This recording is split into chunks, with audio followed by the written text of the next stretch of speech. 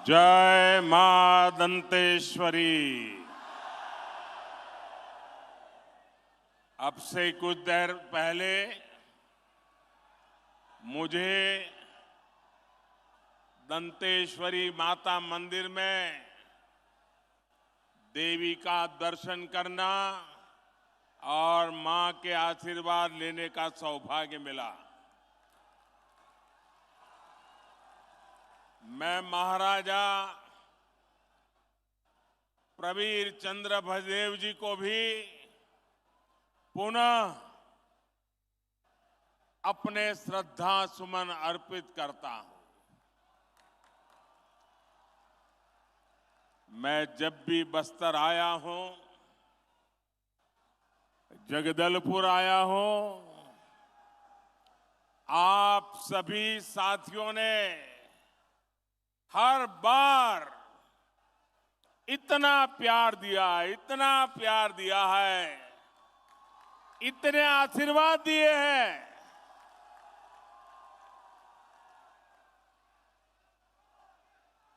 मैं इसका शब्दों में वर्णन नहीं कर सकता हूं। और जब भी बस्तर की धरती पे आना हो जाए और बलिराम कश्यप जी की याद ना आए, ये कभी हो नहीं सकता। अगर सच्चे अर्थ में बस्तर को समझना, क्योंकि मैं यहां संगठन का काम करता था, हर इलाके में जाता था, बहुत समय मैंने यहां बिताया और मुझे पूरे बस्तर को समझना, आदिवासी समाज को समझना, यहां की समस्याओं को समझना, बलिराम जी कश्यप जी एक प्रकार से मेरे गुरु की तरह काम करते थे।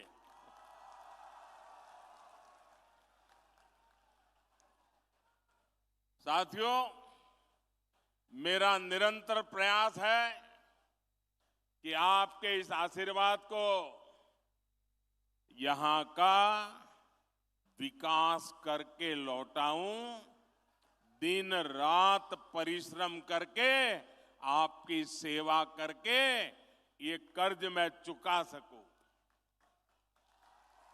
मेरे परिवारजनों,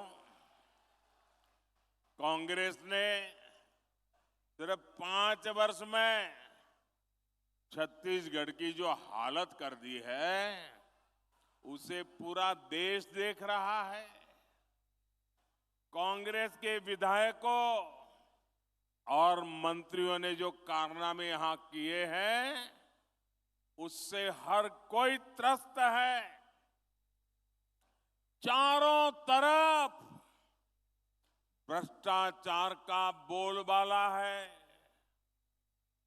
छत्तीसगढ़ में अपराध चरम पर है।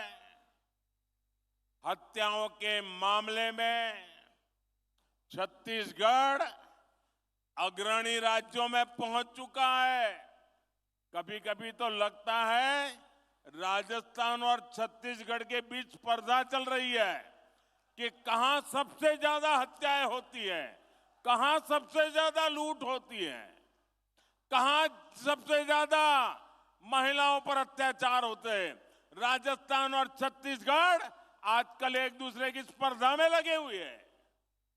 छत्तीसगढ़ में विकास या तो पोस्टर और बैनरों में दिखता है या फिर कांग्रेस के नेताओं की तिजोरी में दिखता है। कांग्रेस ने छत्तीसगढ़ को अगर दिया है तो वो है झूठा प्रचार और घोटालेबाज सरकार। झूठे प्रचार की आड़ में ये लोगों की आंख में धूल झोंकते हैं और आकंठ भ्रष्टाचार करते हैं। इसलिए आज छत्तीसगढ़ के कोने कोने से एक ही आवाज आ रही है। हर कोने से छत्तीसगढ़ का हर एक व्यक्ति एक ही बात कह रहा है।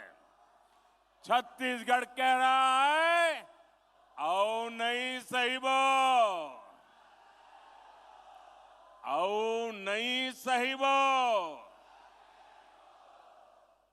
बदल के रहिबो, बदल के रहिबो, आओ नहीं साहिबो, बदल के रहिबो। मेरे परिवारजनों, ये बस्तर, ये दंडकारण्य आज बना हो ऐसा नहीं है। यहां आदिवासी मेरे भाई बहन, मोदी प्रधानमंत्री बना उसके बाद आकर के नहीं बसे हैं। भाजपा की सरकार बनने के बाद ये मेरे आदिवासी भाई बहन नहीं आए। अरे यहां के लोग तो तब भी थे जब प्रभु श्री राम यहां आए थे। मेरे आदिवासी भाई बहन चाहते थे, इसलिए ही अटल जी की सरकार ने अलग छत्तीसगढ़ का निर्माण किया। भाजपा सरकार ही थी, अटल जी की सरकार थी, जिसने केंद्र में अलग जनजातीय अलग मंत्रालय बनाया, जनजातीय विकास के लिए अलग बजट बनाया और जनजातीय विकास के लिए पूरी सरकार के अंदर एक विभाग खड़ा कर दिया। और कांग्रेस ने इतने दशकों का क्या किया भाई? कांग्रेस ने बस्तर को भी दशकों तक नजरअंदाज किया। आप लोगों की परवाह ही नहीं की। उनके दो चार ठेकेदारों को संभालते थे और वही आपसे वोट लेकर के उनको दे देते थे, उनकी गाड़ी चल जाती थी, उनको आपकी परवाह ही नहीं थी।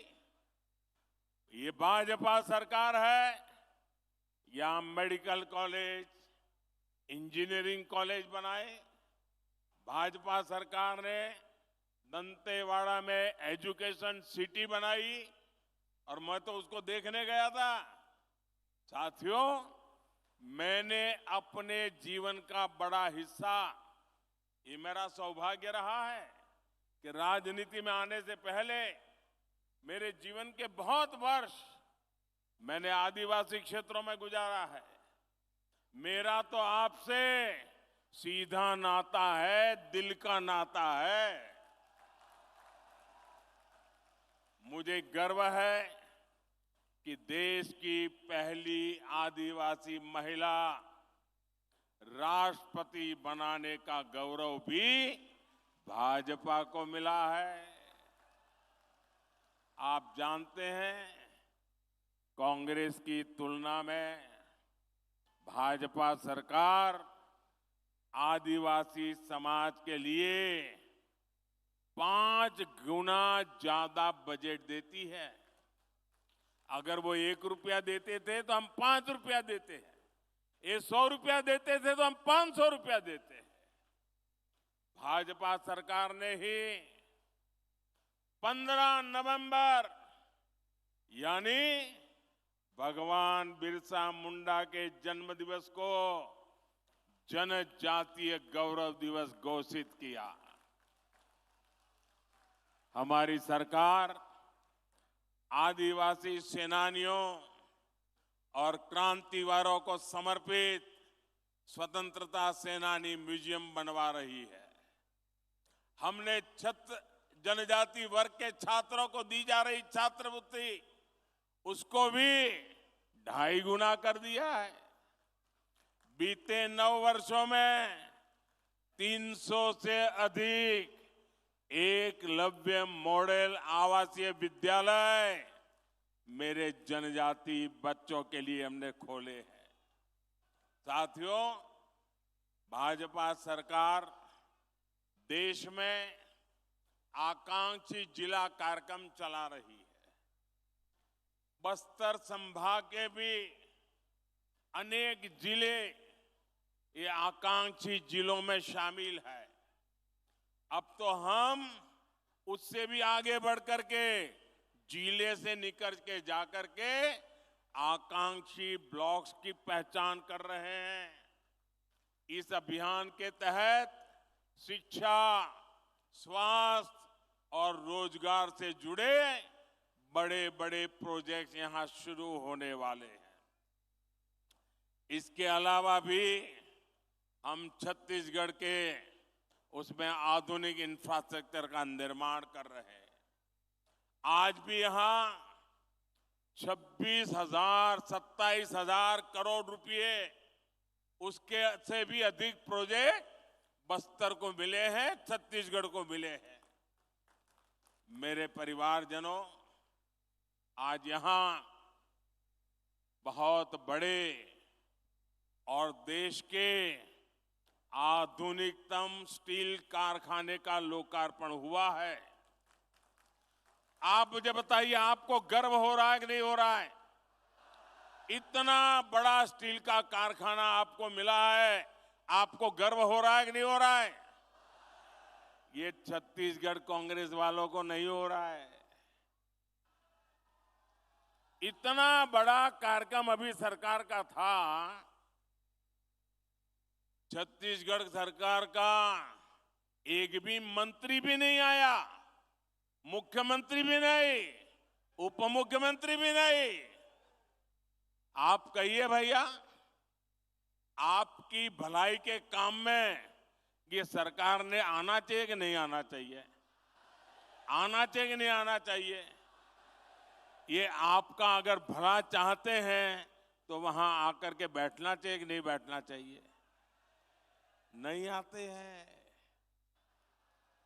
इसके दो कारण है। एक, उनको सरकार जाने की इतनी चिंता है कि उनके पास यहां आने के लिए समय ही नहीं है, सरकार बचाने में लगे हैं। और दूसरा कारण है, ये मोदी है। अगर मोदी के सामने जाना है तो कोई आकंठ भ्रष्टाचारी मोदी से आंख नहीं मिला सकता है। और इसलिए वो आने से डरते हैं, भाग जाते हैं। मेरे साथियों,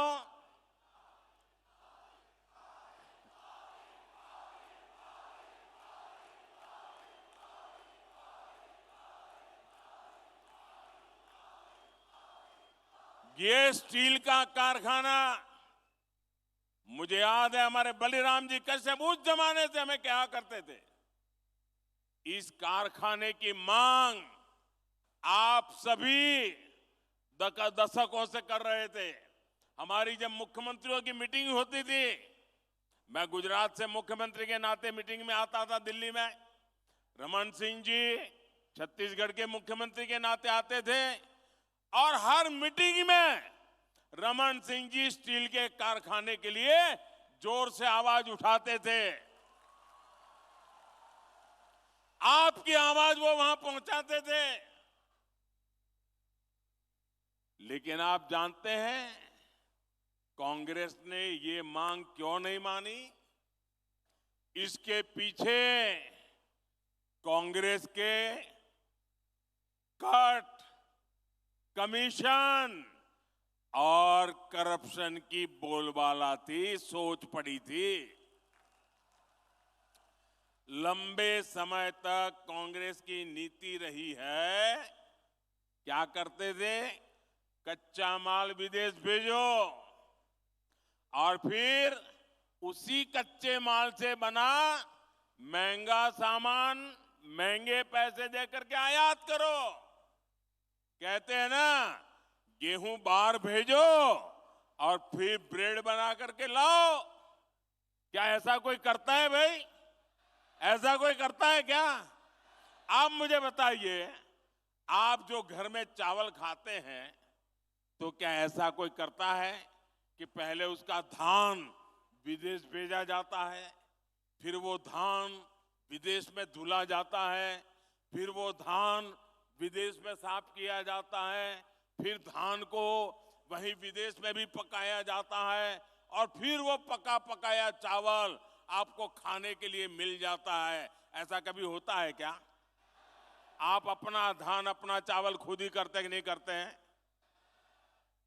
आप धान भी यही उगाते हैं, उसे साफ भी यही करते हैं, यही पकाते हैं और यही अपने घर में खाते भी हैं। लेकिन कांग्रेस को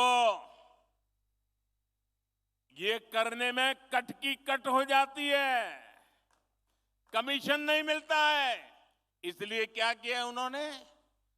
ये हमारे इलाके में जो आयरन ओर है ना, ये दुनिया का उत्तम से उत्तम आयरन ओर है, दुनिया का। ये हमारे बस्तर में है। लेकिन ये क्या करते थे?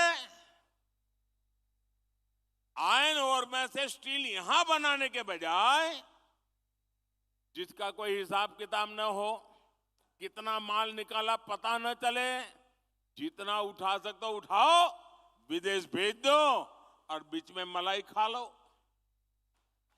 कोई भी सरकार होती तो उसकी प्राथमिकता होती कि यहां बस्तर में ही स्टील का कारखाना लगाए। लेकिन कांग्रेस ने यहां से कच्चा माल निकाला और फिर कच्चा माल ही विदेश भेज दिया।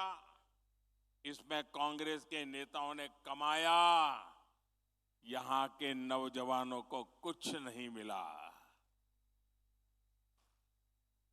बस्तर के नौजवान मजदूरी करने के लिए दूसरे राज्यों में जाने के लिए मजबूर हो गए।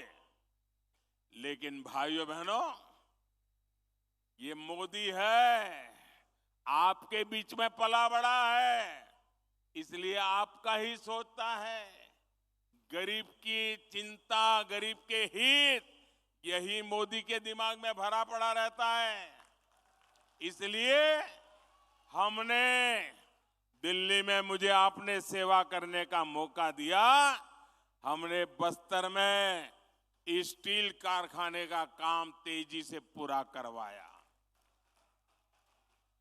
भाजपा सरकार ने लगभग 24,000 करोड़ रुपए स्टील के कारखाने पर लगाए।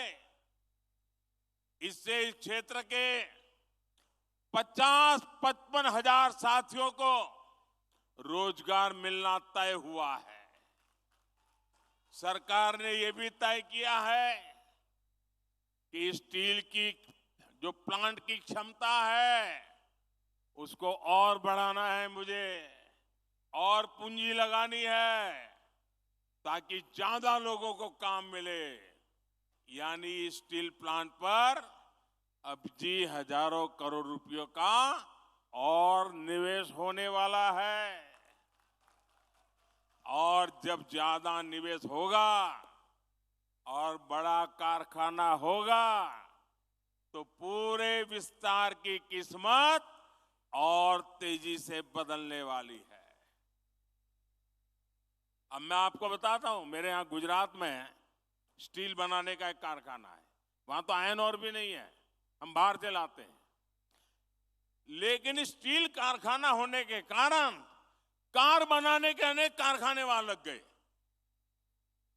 गाड़ियां बनाने, क्योंकि स्टील की उनको जरूरत थी, पास में ही मिल जाता था। अब यहां स्टील बन रहा है ना, और भी कारखाने यहां लगने वाले हैं। और यहां पर करीब 1.5 लाख साथियों के लिए नौकरी की, रोजगार की संभावना बनेगी।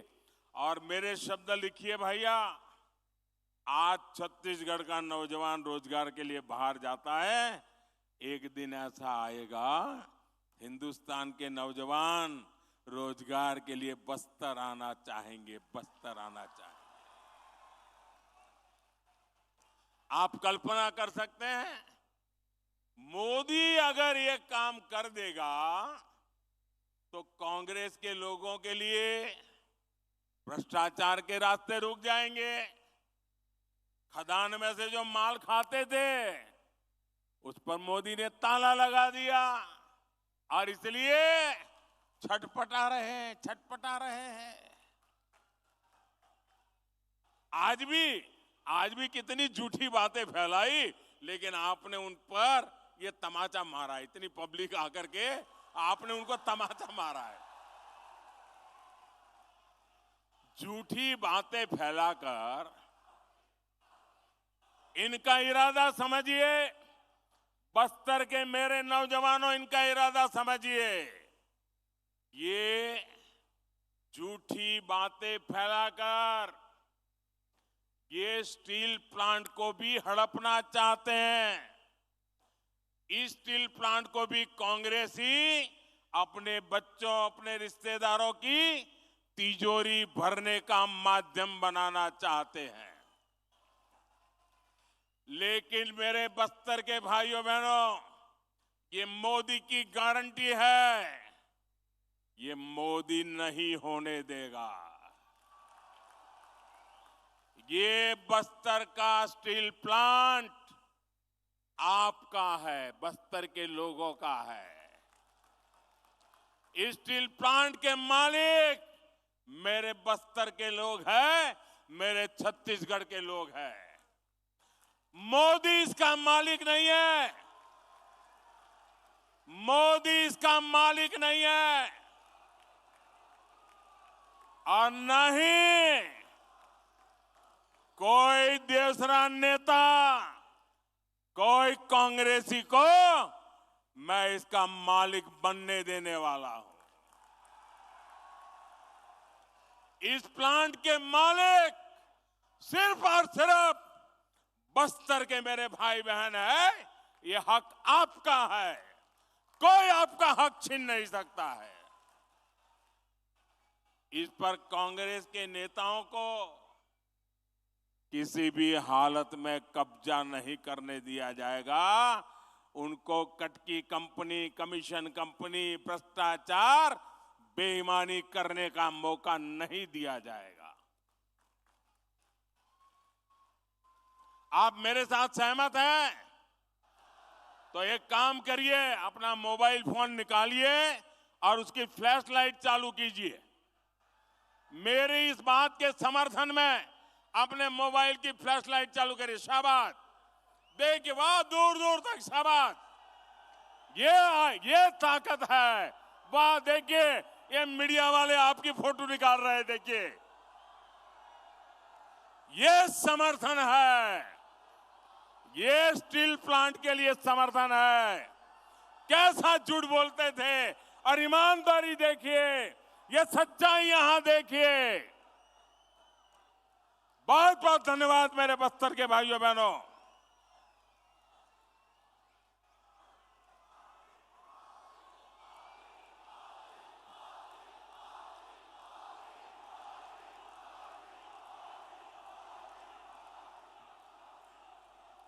मेरे परिवारजनों, कांग्रेस का ट्रैक रिकॉर्ड दिखाता है कि उसे छत्तीसगढ़ के लोगों की परवाह नहीं है। उसकी प्राथमिकता सिर्फ और सिर्फ छत्तीसगढ़ की संपदा को लूटना है। छत्तीसगढ़ की खनिज संपदा को लूटने भी कांग्रेस ने कोई कसर नहीं छोड़ी।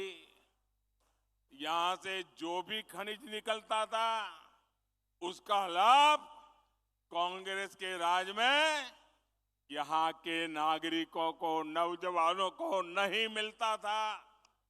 इसलिए दिल्ली में भाजपा सरकार बनने के बाद खनिज से जुड़ी नीति में हमने बड़ा बदलाव किया। हमने डिस्ट्रिक्ट मिनरल फंड बनाने का फैसला किया।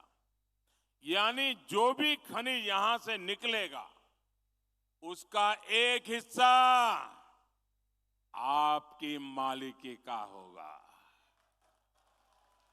आपके विकास के लिए होगा। ये खनिज मोदी की मालिकी की नहीं है। ये खनिज छत्तीसगढ़ की कांग्रेस सरकार की नहीं है, ये आपकी है। इसका हक आपको देने का काम ये मोदी ने किया है। भाजपा ने आपको विकास का साझेदार बनाया, आपको पार्टनर बनाया। इसके तहत छत्तीसगढ़ को 8,000 करोड़ रुपए मिले हैं। लेकिन जानते हैं कांग्रेस ने इस पैसे से क्या किया? यहाँ की कांग्रेस सरकार ने इसमें भी घोटाला कर दिया है। साथियों, आपकी वन उपज के साथ कांग्रेस ने क्या किया, ये भी आपने देखा है। वन उपज तो हमारे जनजातीय समाज के आर्थिक जीवन का बहुत बड़ा हिस्सा रहा है। लेकिन जब तक दिल्ली में कांग्रेस सरकार थी, तब तक ये लोग सिर्फ 10-12 वन उपजों पर ही एमएसपी देते थे।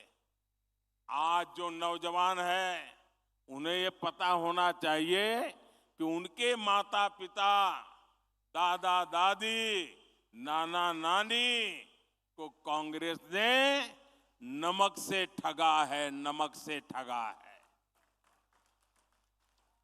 ये आज के नौजवानों को मैं बताता हूं, चिरौंजी जैसे बहुमूल्य वन उत्पाद हमारे आदिवासी परिवार इकट्ठा करते थे, बोरा बोरा लेकर हाट बाजार पहुंचते थे। वहां उन्हें 2-4 किलो नमक देकर ही ठगा जाता था। आपके दादा दादी के साथ ये किया इन्होंने।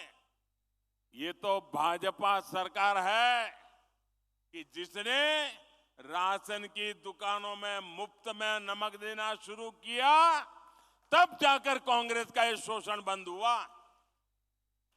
जो उत्पाद एमएसपी के दायरे में नहीं थे, उन्हें कांग्रेस के ठेकेदार ऐसे ही औने पौने दाम पर खरीदते थे, फिर ज्यादा मुनाफा पर बेच देते थे। आज भाजपा सरकार करीब करीब 90 वन उपज को एमएसपी के दायरे में ला चुकी है। कितनी? 90। कितनी? पहले कितनी थी? 10-12। कांग्रेस के जमाने में कितनी थी? कांग्रेस के जमाने में कितनी थी? मोदी कितना पहुंचाया? मोदी ने कितना पहुंचाया? ये आपके प्रति जो प्यार है ना, उसके कारण होता है। भाजपा सरकार ने वन धन केंद्र बनाकर वन उपज के बेहतर दाम देने का रास्ता खोला है। आज छत्तीसगढ़ के हजारों आदिवासी बहनों भाइयों को वन धन केंद्रों में रोजगार मिला है। साथियों, कांग्रेस की सरकार ने यहां तेंदुपत्ता संग्राहकों के साथ क्या किया था, ये भी आप अच्छी तरह जानते हैं। भाजपा सरकार ने तेंदुपत्ता के काम से जुड़े परिवारों के लिए जो भी कल्याणकारी कार्यक्रम बनाए थे, वो कांग्रेस ने बंद कर दिए। बोनस कभी मिलता है, कभी नहीं मिलता, मिलता है तो कम मिलता है, और पाना है तो कांग्रेस वाले का कुर्ता पकड़ के जाना पड़ता है, उसके जेब में कुछ डालना पड़ता है। तेंदुपत्ता की खरीदी कभी होती है, कभी नहीं होती है। आदिवासियों का ऐसा शोषण अब छत्तीसगढ़ में नहीं चलेगा। जैसे ही यहां भाजपा सरकार बनेगी, वैसे ही तेंदुपत्ता संग्राहकों के लिए के पहले की तरह ही बेहतर व्यवस्था बनाई जाएगी। साथियों, मैं आज छत्तीसगढ़ के धान किसानों को भी मेरे दिल की एक बात बताना चाहता हूं।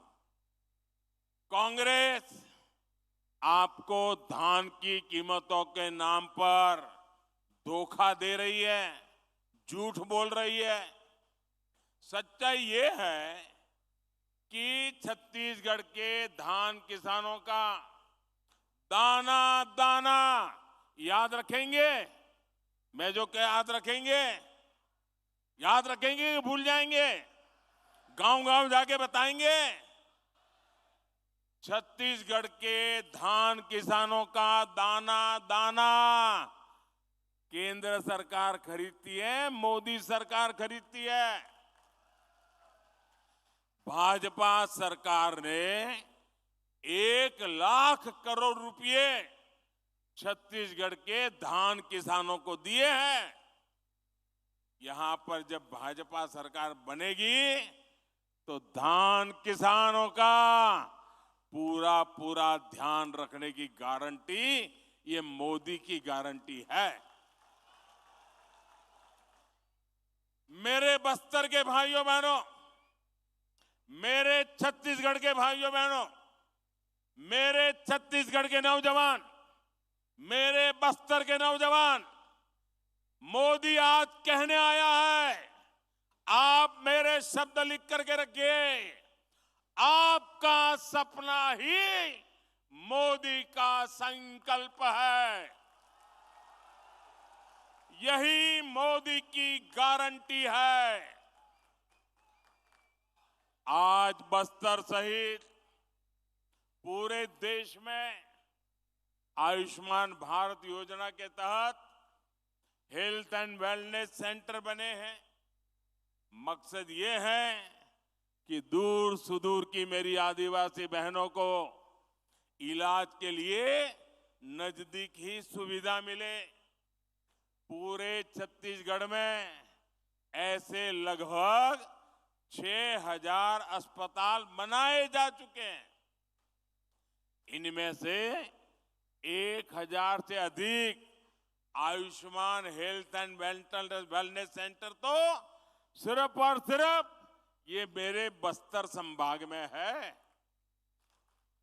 मोदी ने ही आपके 5 लाख रुपए तक मुफ्त इलाज का प्रबंध किया, गरीब को मुफ्त राशन की व्यवस्था की, पक्के घर का इंतजाम किया, बिजली और पाइप से पानी का प्रबंध किया, आदिवासी परिवारों के बेटे बेटियों के स्वरोजगार के लिए सरकार विशेष स्टैंड अप इंडिया योजना चला रही है।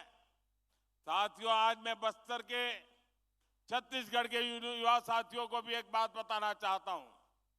जो पहली बार अपना वोट डालने जा रहे हैं, वो नौजवान मेरी बात सुनिए।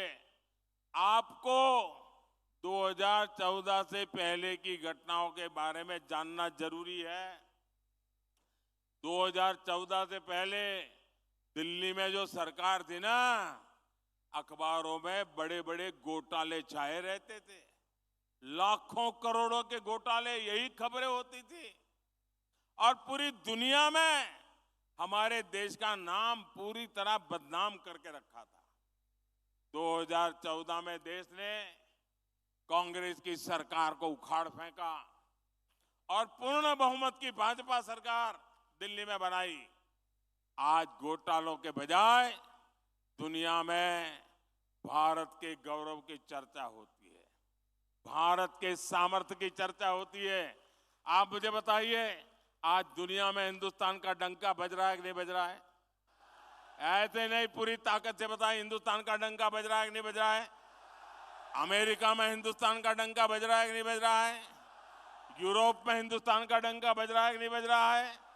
जापान में हिंदुस्तान का डंका बज रहा है कि नहीं बज रहा है? सिंगापुर में हिंदुस्तान का डंका बज रहा है कि नहीं बज रहा है? आपको गौरव होता है कि नहीं होता है? आपका माथा ऊंचा होता है कि नहीं होता है? इसलिए मेरा युवा साथियों, आपको एक बात जरूर ध्यान रखनी है। आज देश के बहुत कम राज्यों में कांग्रेस की सरकारें बची हैं और एक बार जाती है ना, 25-25 साल तक वापस नहीं आती है। और इसलिए जब इनके पास सरकारें ही कम है तो लूट का माल कुछ ही जगह से लूटना पड़ता है। इसलिए जहां भी इनकी सरकार बनती है वो जम करके लूटते हैं। पूरे हिंदुस्तान में उन्होंने राजस्थान, छत्तीसगढ़ ऐसे राज्य को लूट का सबसे बड़ा खजाना बना दिया है। छत्तीसगढ़ के ही लोग मुझे बताते हैं कि कांग्रेस के हर छोटे बड़े हर नेता ने 15 साल जो तक सरकार नहीं दी ना, वो जो खाद पड़ गई थी ना, वो भी जमा करने में लग गए 5 सालों में। यानी 15 साल तक इनको छत्तीसगढ़ को लूटने का मौका नहीं दिया। अब वो सारी कसर भी अभी निकालना शुरू कर दिए हैं। अरे इन्होंने तो गौमाता के नाम पर भी भ्रष्टाचार किया है।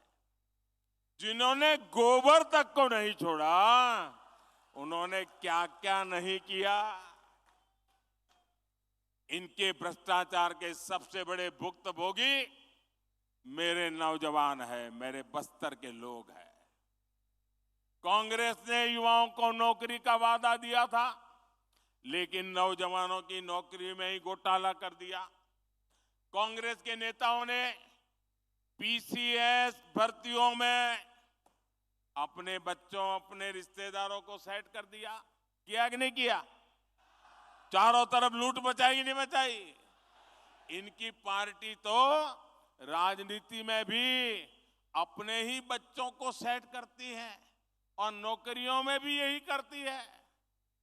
छत्तीसगढ़ के लाखों परिवारों, आदिवासी पिछड़े परिवार के बच्चों से कांग्रेस ने नौकरियां छीन ली है, आपका अधिकार छीन लिया है। नौकरियों तो दी नहीं, जो पहले से सरकारी नौकरी में है उनको भी कांग्रेस ने लोगों ने लूटा है, परेशान किया है। ट्रांसफर पोस्टिंग को लेकर यहां सरेआम भ्रष्टाचार हो रहा है, बोली जाती है, ऐसे ही उगाई की जा रही है। इसलिए छत्तीसगढ़ कह रहा है, औ नहीं सही वो बदल के रही वो, औ नहीं सही वो, औ नहीं सही वो, ये अब नहीं सही वो।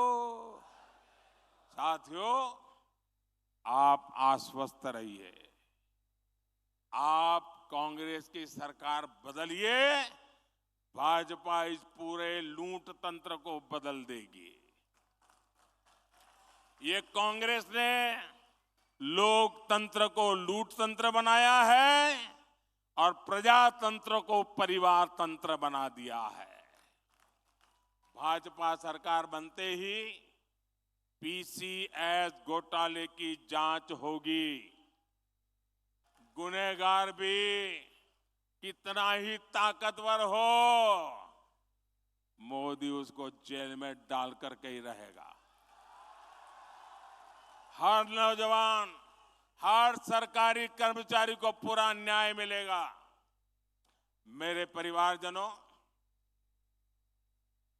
कल से कांग्रेस ने एक अलग लाभ आरोपना शुरू कर दिया है। ये कांग्रेस के नेता कहते हैं, जितनी आबादी उतना हक। मैं कहता हूं, इस देश में अगर सबसे बड़ी कोई आबादी है तो वो आबादी गरीब है, और इसलिए मेरे लिए गरीब ही सबसे बड़ी आबादी है और गरीब का कल्याण यही मेरा मकसद है। मैं सोच रहा था कि पूर्व प्रधानमंत्री मनमोहन सिंह जी क्या सोच रहे होंगे।